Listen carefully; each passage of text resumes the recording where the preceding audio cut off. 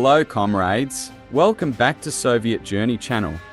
At this station of our Soviet journey, I wanted to give you information about sexual orientations and LGBT history in the Soviet Union. The social situation and prohibited status of homosexuality in the Soviet Union is worth examining. The LGBT issue varies according to various historical periods of the Soviet Union. While being homosexual was a crime during the Tsarist Russia, homosexuality was decriminalized in the period after the October Revolution. Thus, homosexual individuals had a more advantageous position before the law than in the previous period. During this process, Soviet scientists worked with the Soviet government to examine the issue of homosexuality and carried out activities to give it a legal status. In the following period, homosexuality was defined as a disease by law. Between 1934 and 1986, the activities of homosexual individuals were examined within the scope of crime and subjected to prosecution and legal processes without being heard by the public. Public debates were allowed between 1987 and 1990. The LGBT issue has been addressed with various topics in science, academia, and literature. Views and policies regarding LGBT in the Soviet Union progressed in parallel with the scientific developments of the period. Because if we compare the Soviets' view with the practices of other states of the period, it can be seen that there are big differences. Contrary to the perverted crime view that the world largely accepted at the time, which was mostly explained through religious and moral explanations, the Soviets stated that homosexuality could be. For example, in the 1920s, homosexual relations were punishable by 5 years in Germany and life imprisonment in England. On the other hand, the general opinion in the USA was that homosexuality was a perversion that should be punished immediately. As a matter of fact, even the American Psychological Association defined homosexuality as a mental condition only in 1975.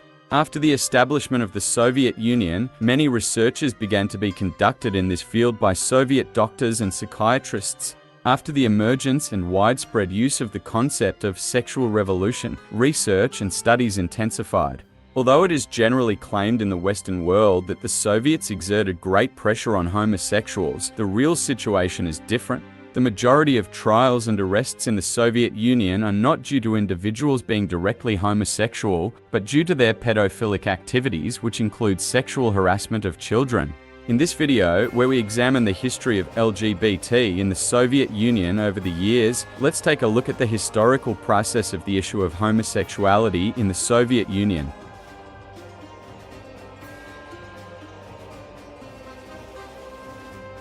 During Tsarist Russia, being gay was a crime according to Tsarist laws.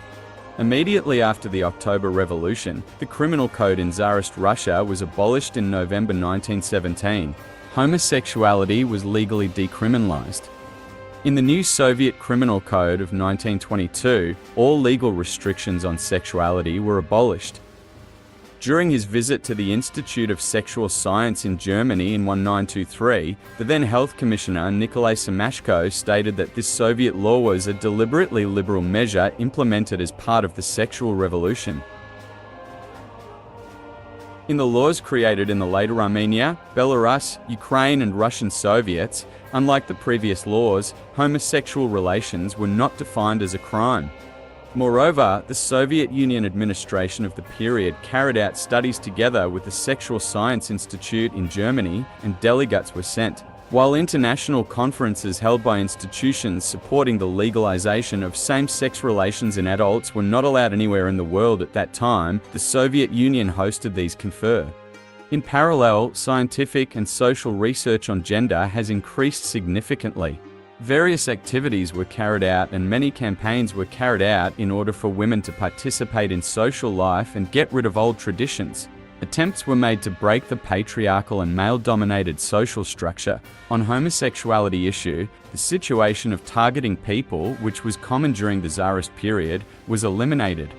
The legalization of adult same-sex relationships took place during the founding years of the Russian Soviet. The Bolsheviks long held very liberal views on sexual matters. In Soviet Russia in the 1920s, alternative sexual orientations were not included on any lists of crimes or mental disorders. In fact, at the Congress of the Institute of Sexual Sciences held in Copenhagen in 1928, participants declared that the Soviet Union was a model of sexual tolerance. For example, in 1922, a Leningrad woman forged documents and registered a marriage with another woman, disguised as a man. Then this fraud was revealed, and 2 women were tried and accused of unnatural intercourse. However, as a result of the trial, they were acquitted of the case, and then the People's Commissariat of Justice issued a decision that this marriage was legal. The women continued to live together. They even adopted a child. The legal status of homosexuality was handled in a similar way in the early years of the Soviet Union. Later, in some Soviet republics where religious people lived densely, laws criminalizing homosexual relations began to be passed. The Transcaucasian Soviet and the Soviet republics in Central Asia are examples of this situation. In 1923, in the Azerbaijan Soviet Union, homosexual relations between men were punishable by imprisonment of 5 to 8 years. In 1926, the Uzbekistan Soviet, and in 1927, the Turkmenistan Soviet passed laws criminalizing male homosexual relations. The Nakhchivan Autonomous Soviet Republic, the Bukhara People's Soviet Republic, the Georgian Soviet Republic, and the Abkhazian Soviet Republic also declared homosexual relations illegal.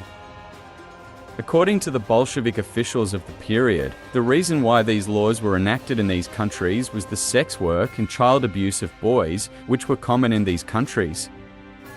Therefore, they stated that they enacted these laws in order to prevent the abuse of such children, which is observed to be common in the region.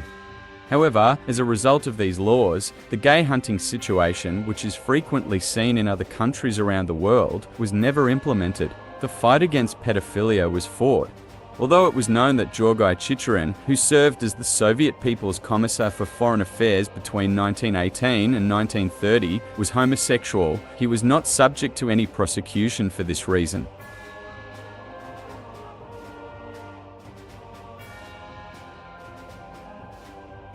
In the 1930s, as opposition to Stalin's rule increased and non-Russians, namely Asians, came to power, LGBT themes began to be heavily criticized. During this period, homosexuality, which was referred to as perversion in other countries, was defined as a disorder that needed to be treated rather than an official crime in the Soviet Union. The situation of homosexuals began to be addressed in economic, political, moral, and cultural dimensions rather than as a right. This official view can be seen in the following article in the Great Soviet Encyclopedia, written in 1930 by then medical expert Mark Seryski. Soviet laws do not define immoral crimes. Our laws are based on the principle of protecting society and therefore only punish minors and young people in cases where they are treated as sexual objects. Our society has the conditions to solve this situation by applying prophylactic and other therapeutic measures against homosexuals and their extensions in society with methods that cause the least pain possible.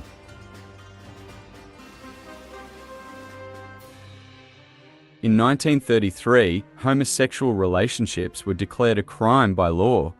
In the statement, it was stated that homosexual propaganda was a part of the capitalist culture and that such a situation should not exist among Soviet people.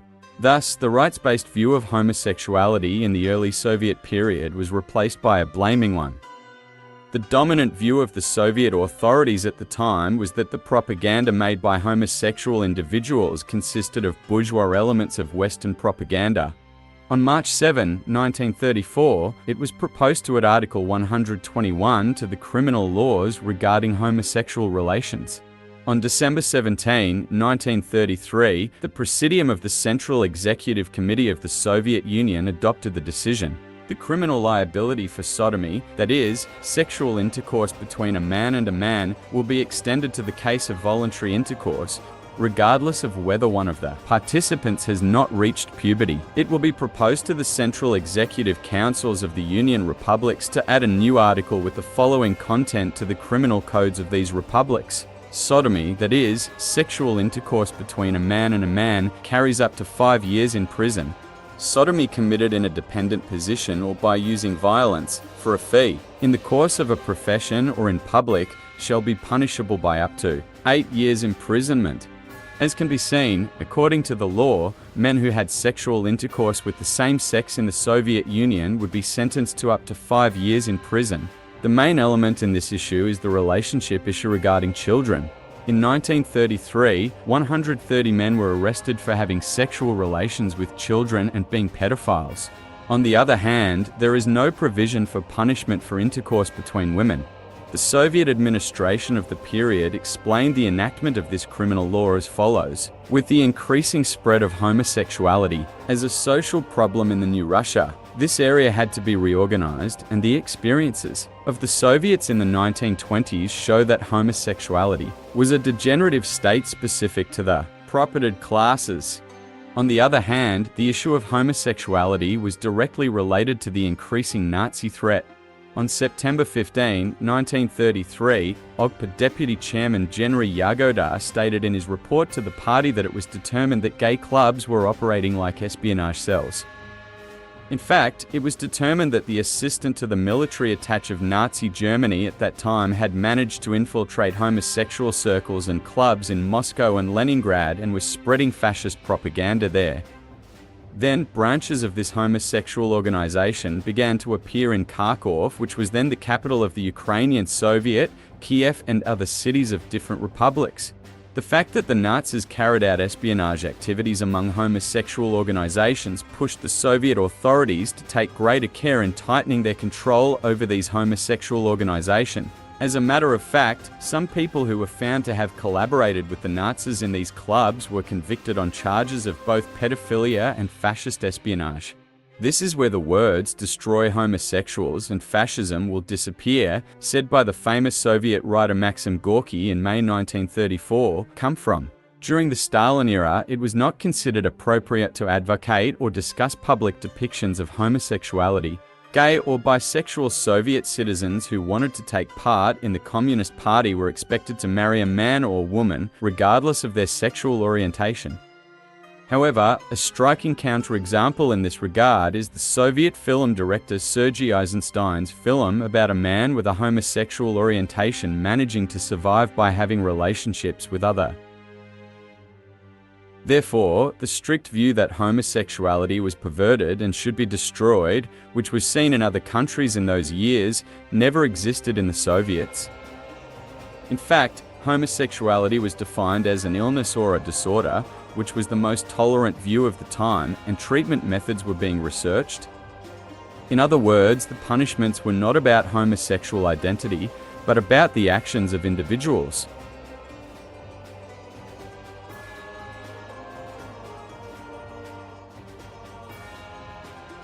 After Nikita Khrushchev became General Secretary of the Communist Party of the Soviet Union, the leaders of that period argued that there was no criminal law against homosexual relations.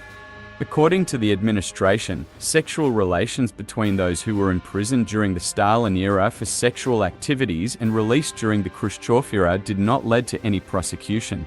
While the criminal status of homosexuality was later explained as pedophilia, the Khrushchev administration defined this situation as sexual acts, sometimes performed by force, among male prisoners. American Aline Mosby, who was a foreign correspondent in the Soviet Union in the late 1950s and early 1960s, stated that she saw some same-sex couples in real life during the Khrushchev era and that they were not uncommon. However, despite these changed policies, Mosby also stated that in 1958, the Soviet Ministry of Internal Affairs sent a secret directive to law enforcement forces to accelerate the implementation of CR. In 1964, a Soviet education book on sexuality included the following statements about homosexual relationships. Homosexuals, with all their unique tricks, gain the trust of young people. Then they take action. Under no circumstances, let them touch you. These people should be reported to the governing bodies immediately. Only then can they be removed from society.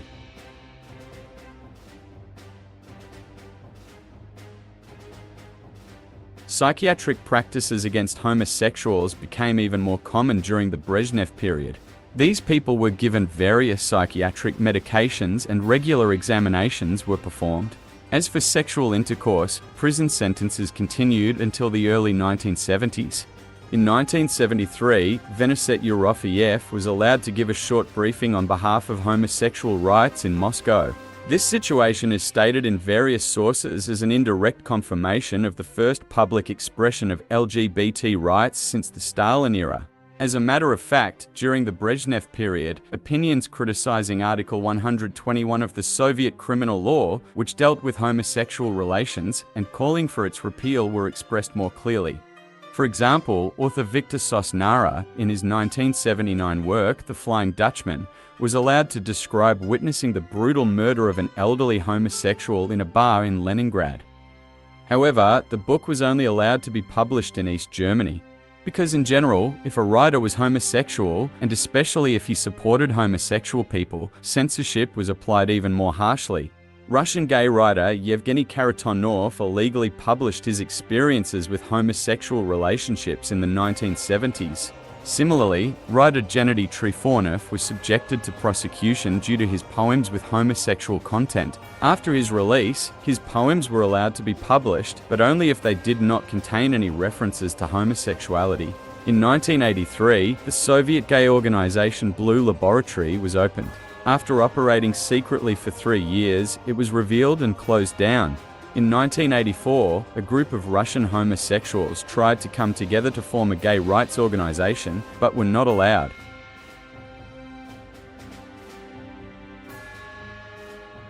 With the introduction of the policies of glasnost and perestroika, public debate was allowed to take place on the legalization of same-sex relations between adults.